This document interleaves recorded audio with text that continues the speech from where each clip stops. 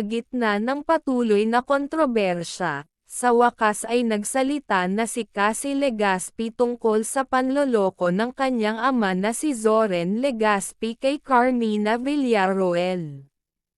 Sa isang emosyonal na pahayag, hindi na napigilan ni Cassie ang kanyang nararamdaman at inilabas ang sama ng loob na matagal niyang kinimkim.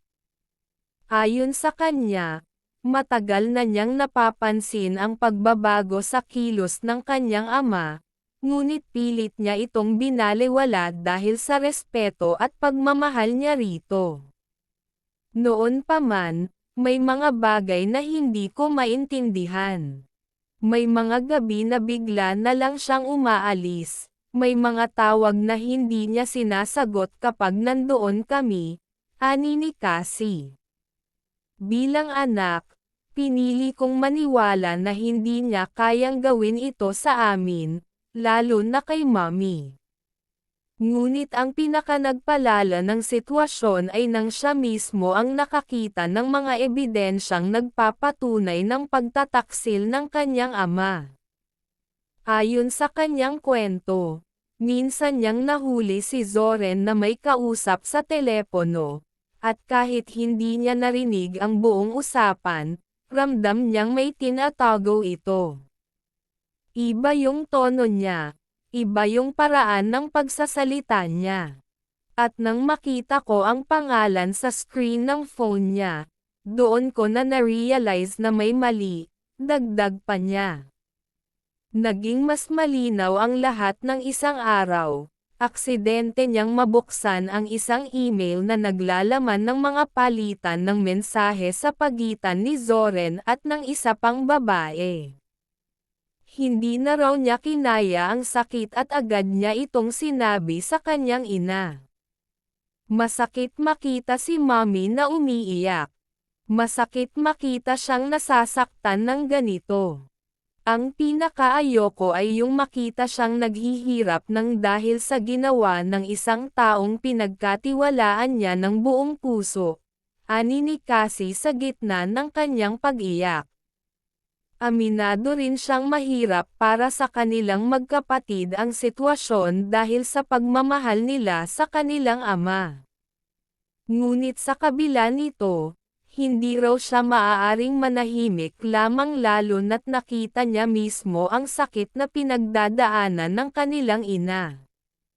Mahal ko si Daddy, pero mali ang ginawa niya. Hindi ko kayang ipagtanggol ang isang bagay na alam kong nakasakit kay Mommy. Dahil dito, mas lalong lumakas ang suporta ng publiko kay Carmina. Maraming netizens at mga kapwa-artista ang nagpahayag ng kanilang pakikiramay sa aktres at sa kanyang mga anak. Napakatapang mo, Cassie. Hindi madali ang sitwasyong ito. Pero nandito kami para sa inyo, pahayag ng isang sikat na personalidad sa social media. Samantala, patuloy pa ring tikom ang bibig ni Zoren tungkol sa mga alegasyon. Bagamat may mga lumalabas na usap-usapan na malapit na itong maglabas ng opisyal na pahayag, marami ang naniniwalang mahihirapan siyang ipaliwanag ang kanyang panig matapos ang rebelasyong ginawa mismo ng kanyang anak. Sa ngayon, patuloy na bumabangon si Carmina kasama ang kanyang pamilya. Ayon sa isang malapit na kaibigan ng aktres, bagamat mahirap ang pinagdadaanan niya ngayon, determinado siyang ipaglaban ang kanyang dignidad at kalayaan mula sa sakit na idinulot ng panloloko ng kanyang asawa. Habang patuloy na lumalawak ang kontrobersya, marami pang lumabas na mga detalye tungkol sa relasyon ni Zoren Legaspi at ng kanyang di umano'y karelasyon.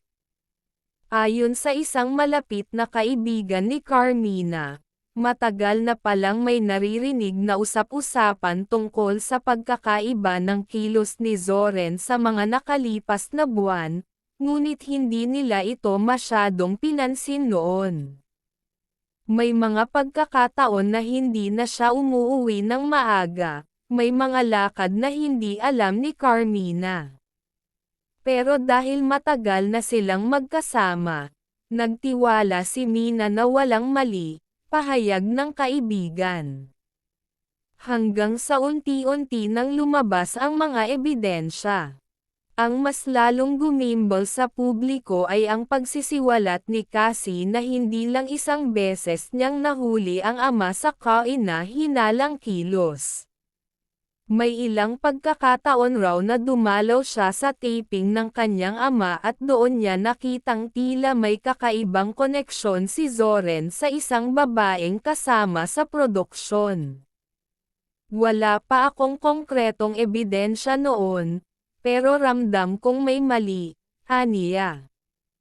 Tapos nung natagpuan ko ang mga